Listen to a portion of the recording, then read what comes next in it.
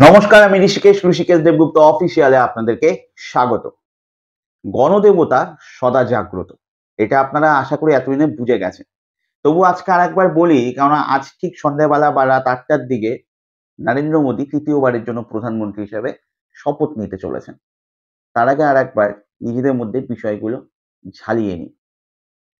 রাম মন্দিরকে কেন্দ্র করে যে ভক্তি পথ নির্মিত হচ্ছে, রাস্তা চওড়া হচ্ছে, সেই চওড়া করতে গিয়ে অযোধ্যায় অসংখ্য বাড়ি, ঘর, দোকানপাট, মন্দির, মসজিদ ভেঙেছে। প্রায় ৯০০টি বাড়ি, ৪০০টি দোকান, ১২টি মসজিদ, ৩০টি মন্দির ভাঙা পড়েছে। প্রশাসনিক বুলডোজার মানুষের আর্তনাদকে পিষে দিয়ে যেভাবে ধ্বংসলীলা চালিয়েছে, তাতে যতটা না প্রয়োজন বোধ ছিল, তার থেকে অনেক বেশি ছিল সংখ্যাগুরুবাদের পৈশাচিক গর্জন। আর যার জন্য উত্তরপ্রদেশের নেতাদের মনেই হয়নি যেই বাড়িগুলো ভাঙা হচ্ছে, তার মধ্যে যে ছোট ছোট সিংহাসনে রামলালার ফটো ছিল, মূর্তি ছিল, সেগুলো ছিল ওই মানুষগুলোর কাছে এক একটা অযোধ্যা। সেগুলো ছিল রামলালার বাড়ি। পাথরের মূর্তির যদি কোনো অভিব্যক্তি না থাকে, কিন্তু উত্তরপ্রদেশের মানুষ বা যে কোনো মানুষের ভিতরে যে চেতনার জাগরণ, তার মধ্যে রাম সবসময় জেগে আছে।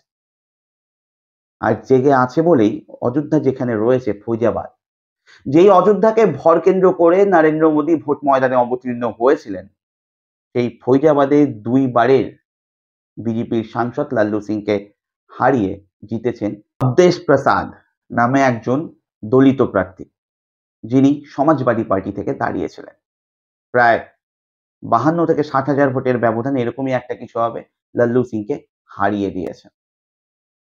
তিনি দলিত সম্প্রদায় থেকে আসেন। সেই দলিত সম্প্রদায়, যেই সম্প্রদায়ের মেয়েকে উত্তরপ্রদেশে ধর্ষণ করার পরে প্রশাসন ধর্ষকের পাশে এসে দাঁড়ায়। সেই দলিত সম্প্রদায়, যেখানে মধ্যপ্রদেশে বিজেপির কর্মী একজন দলিতর শরীরে নির্দ্বিধায় প্রসাব করে দিতে পারে। সেই দলিত সম্প্রদায় থেকে উঠে এসছে এই অবদেশ প্রসাদ মানুষটি। সাদামাটা জীবনযাপন।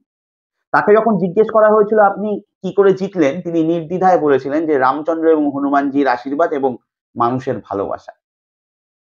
ওই ভালোবাসার মধ্যেই গণদেবতা থাকে, যে সদা জাগ্রত। এবারে আপনারা পশ্চিমবঙ্গবাসী হিসাবে তো এটা জানা উচিত আপনাদের যে নরেন্দ্র মোদী একবার এসেছিলেন না আমাদের পশ্চিমবঙ্গে বড় বড় দাড়ি করে রবীন্দ্রনাথের মতো ভোটের প্রচারে। তো পশ্চিমবঙ্গবাসী হিসেবে অন্তত আপনারা একবার বলবেন না যে এই রবীন্দ্রনাথই লিখেছিল যে শূন্য নয় রাজদম্ভে পূর্ণ সাধু কহে আপনারে স্থাপিয়াছ জগতের দেবতারে নহে। এটা বলে দিলেই তো ভদ্রলোকের এত সমস্যা আর হয় না। এবার আসি পরবর্তীতে। ভাবুন যে এই গণদেবতা কতটা জাগ্রত হলে আর কতটা জীবন্ত হলে বাঘে আর গরুকে এক ঘাটে জল খাইয়ে ছাড়লো। টিডিপি, চন্দ্রবাবু নাইডু, যাকে উদ্দেশ্য করে নরেন্দ্র মোদী বলেছিলেন যে চন্দ্রবাবু নাইডু তার শ্বশুরের পিঠের মধ্যে ছুরি মেরেছেন ক্ষমতার জন্য বা ক্ষমতা দখলের জন্য। বলেছেন দল বদলানোতে নরেন্দ্র মোদীর থেকে তিনি সিনিয়র। যেই নরেন্দ্র মোদী রাজস্থান থেকে উত্তরপ্রদেশ, উত্তরপ্রদেশ থেকে গুজরাট, গুজরাট থেকে বাংলা, সব জায়গায় সংখ্যালঘু সম্প্রদায়কে বেশি বাচ্চা উৎপাদনকারী বলেছে, অনুপ্রবেশকারী বলেছে, বলেছে হিন্দু মহিলাদের মঙ্গলসূত্র নিয়ে তাদেরকে দিয়ে দেওয়া হবে। যেখানে বারবার নরেন্দ্র মোদী বলেছিলেন যে ধর্মের ভিত্তিতে কোনো রকম সংরক্ষণ হবে না, যেখানে বারবার বলেছিলেন যে এসসি এসটিদের কোঠা কেটে নিয়ে মুসলিমদেরকে দিয়ে দেওয়া হবে, সেখানে চন্দ্রবাবু নাইডু তার বিধানসভার ক্ষেত্রে প্রচার করেছেন যে মুসলিমদের জন্য 4% সংরক্ষণ রাখা হবে। খালি সেটাই না, হজ যাত্রীদের জন্য ১ লক্ষ টাকা করে দেওয়া হবে। তারপর সংখ্যালঘু অর্থায়ন কর্পোরেশনের সুদমুক্ত ৫ লাখ টাকার ঋণ প্রদান করা হবে। ১০০ কোটি টাকা বার্ষিক বরাদ্দ সহ নূর বাসা কর্পোরেশন প্রতিষ্ঠা করা হবে। মসজিদের রক্ষণাবেক্ষণের জন্য মাসিক ৫,০০০ টাকা করে ভাতা দেওয়া হবে। ৫০ বছরের উপরে সংখ্যালঘু ব্যক্তিদের জন্য পেনশন দেওয়া হবে। ইমাম আর বাকি যারা রয়েছেন তাদের জন্য সম্মানী দেওয়া হবে এবং যোগ্য ইমাম যারা রয়েছে তাদেরকে সরকারি কাজী হিসেবে ঘোষণা করা হবে। ভাবতে পারছেন? আমার এই মুহূর্তে বলিউডের ওই সিনেমাটার কথা মনে পড়ছে, যেখানে নায়ক নায়িকার শরীর থেকে ভূতকে তাড়িয়ে দেওয়ার জন্য কানের মধ্যে হনুমান চালিসা মন্ত্র পড়ছিল। আপনি ভাবুন, যাকে দেখলে বা যাদের কথা শুনলে নরেন্দ্র মোদী অ্যালার্জি হয়, হাত পা জ্বলতে থাকে, তাদেরকে নিয়ে চন্দ্রবাবু নাইডুর এতগুলো প্ল্যানিং রয়েছে, যেই চন্দ্রবাবু নাইডুকে এখন নিজের হাতে টেনে পাশে বসাতে হচ্ছে নরেন্দ্র মোদী। গণদেবতা কতটা জাগ্রত। আপনি নীতিশ কুমারের কথায় আসুন। এই অমিত শাহ বলেছিল যে নীতিশ কুমারের জন্য এনডিএর দরজা সারা জীবনের জন্য বন্ধ। এই নীতিশ কুমারকে নিয়ে সরকার তৈরি করতে হচ্ছে। নীতিশ কুমার বিহারে জাতিগত গণনা করেছে, এবার এনডিএ সরকারের উপর বা নরেন্দ্র মোদীর উপর চাপ সৃষ্টি করবে এটা করার জন্য। নীতিগতভাবে এটাও সমর্থন করে না বিজেপি, কিন্তু সময় পরিবেশ পরিস্থিতিতে করতে হতে পারে। আপনি ভাবুন গণদেবতা কতটা জাগ্রত। মণিপুর, মেতেই আর কুকি দুটি সম্প্রদায় যখন নিজেদের মধ্যে দাঙ্গাতে লিপ্ত হলো, প্রায় 50,000 মানুষ ঘরছাড়া হয়ে ত্রাণ শিবিরে গিয়ে যোগ দিল, আশ্রয় নিল, যেখানে 100টার উপর গির্জা ভাঙা হলো, 50টার উপরে মন্দির ভাঙা হলো, যেখানে অসংখ্য মানুষ মারা গেল, গ্রামকে গ্রাম জ্বালিয়ে দেওয়া হলো, যেখানে দুটো মহিলাকে নগ্ন করে প্যারেড করানো হলো মণিপুরের রাস্তায়, এবং নরেন্দ্র মোদীর বলার বিন্দু মাত্র সময় ছিল না, তখন তিনি কর্ণাটকের বিধানসভাতে আলোচনা করছিলেন, বক্তব্য রাখছিলেন, প্রচার করছিলেন। সেই মণিপুরের দুটি সম্প্রদায় ইনার মণিপুর আউটার মণিপুর দুটো আসনে বিজেপিকে সরিয়ে দিয়েছে। গণদেবতা সদা জাগ্রত। গণদেবতা কতটা জাগ্রত আপনারা দেখুন।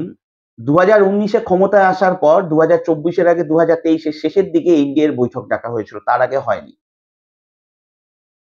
যেই মানুষটি মোদি কি গ্যারান্টি মোদি কি গ্যারান্টি বলে চিৎকার করেছিল, বিজেপির কথাও বলেনি, এনডিএ তো অনেক দূর কি বাত, যেই মানুষটি গণতন্ত্রের পীঠস্থানে দাঁড়িয়ে বলেছিল এবার 303 থেকে 370 এবং এনডিএ মিলে 400 পার, আপকি বার 400 পার, সেই মানুষটিকে এখন একপাশে চন্দ্রবাবু নাইডু, একপাশে নীতিশ কুমারকে বসিয়ে বলতে হচ্ছে যে আমাদের শরিকদের মধ্যে এতটাই সম্পর্ক দৃঢ় থাকা উচিত যে মাঝখান দিয়ে যাতে কোনো হাওয়া চলাচল করতে না পারে।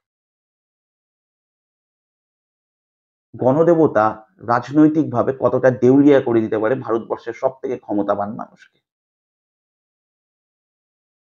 গণদেবতা কতটা জাগ্রত ভাবুন।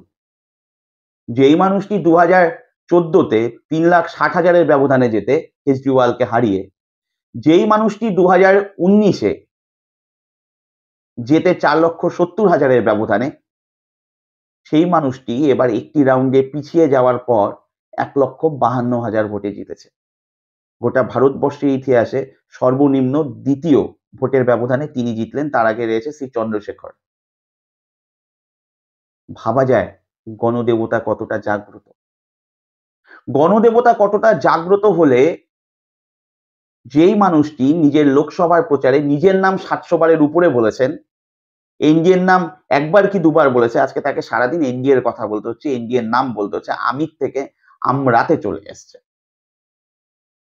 আসলে গণতন্ত্রের গণদেবতার কাছে অনেক কিছুর ক্ষমা রয়েছে, কিন্তু অহংকার এবং ঔদ্ধত্যের কোনো ক্ষমা নেই। এটা একটা মুখ্যমন্ত্রীও একবার বুঝেছিলেন। একজন মুখ্যমন্ত্রী একবার বিধানসভায় দাঁড়িয়ে বলেছিলেন ওরা 35, আমরা 235, আমাদেরকে রুখবে কে? তারপর বাকিটা ইতিহাস। আজকের যাত্রা মহাশূন্যের দিকে। নরেন্দ্র মোদী বলেছেন যে আপকি বার 400 পার, 240-এ আটকে গেছেন। যেই ঝাঁকুনি খেয়েছেন, শপথ না হয় আজকে সন্ধ্যাবেলা নিয়ে নেবে, কিন্তু কতদিন চলতে পারবে এটা নিয়ে অনেক প্রশ্নচিহ্ন রয়েছে। তাই গণদেবতা সদা জাগ্রত, আর গণদেবতার কাছে সবকিছুর ক্ষমা থাকলেও অহংকার এবং ঔদ্ধত্যের ক্ষমা নেই। আপনাদের কি মতামত আপনারা অবশ্যই জানাবেন। ভালো থাকবেন। নমস্কার।